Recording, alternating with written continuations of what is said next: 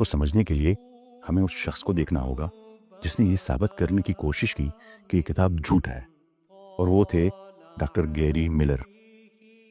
وہ صرف میتھمیٹکس اور لاجکس کے پروفیسر نہیں تھے، وہ ایک فعال ایکٹیو کرسچن مشنری بھی تھے جو عیسائیت کو پھیلانا چاہتے تھے۔ ان کا مقصد واضح تھا، قرآن کریم میں غلطیاں ڈھونڈو اور مسلمانوں کو عیسائی بناؤ۔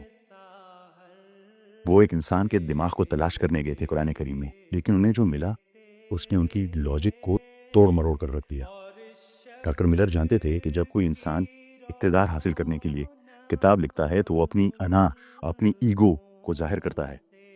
وہ اپنی جد و جہد، اسٹرگل، اپنی محبتوں اور اپنے درد کا ذکر کرتا ہے۔ لیکن قرآن میں انسانی انا کی خوفناک حد تک کمی ہے۔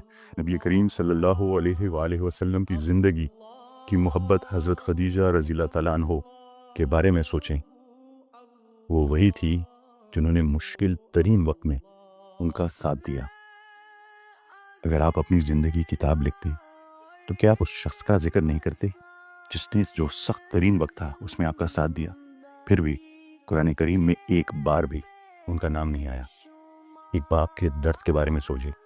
نبی کریم صلی اللہ علیہ وآلہ وسلم کو اپنے بیٹوں کو دفنانا پڑا۔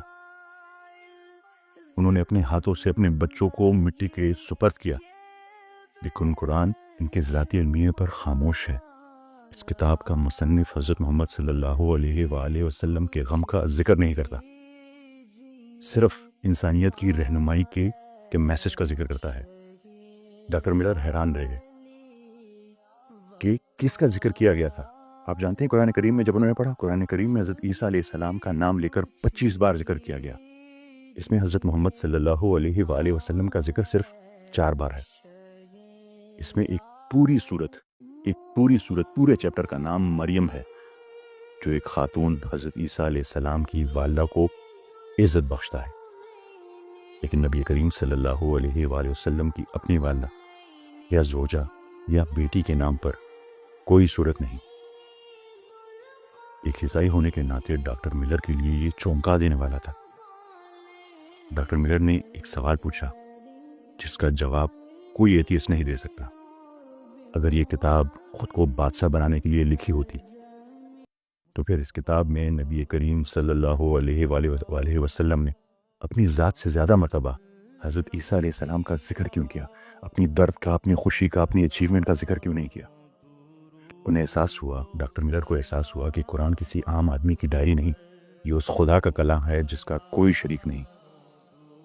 ان ثبوتوں نے انہیں مجبور کر دیا، اور کرسچن مشنری نے اس کرسچن مشنری نے اپنی بائبل رکھ دی اور اسلام قبول کر لیا۔ دنیا کا کوئی بھی مصنف اپنی ہی 2 کتابوں میں بالکل مختلف انداز نہیں اپنا سکتا، اور نہ ہی مختلف انداز سے لکھ سکتا ہے۔ اگر نعوذ باللہ یہ کتاب نبی کریم صلی اللہ علیہ وآلہ وسلم نے لکھی ہوتی تو ان کی اپنی حدیث اور قرآن کریم کا انداز ملتا جلتا ہونا چاہیے تھا۔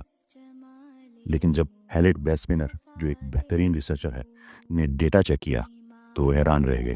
حدیث کا انداز ایک پیار کرنے والا انسان، ایک دوست، ایک لیڈر جیسا تھا، لیکن قرآن کریم کا انداز ایک حاکم کا، ایک خالق کا، ایک بادشاہ کا، ایک مالک کا، ایک اتھارٹی کا ہے۔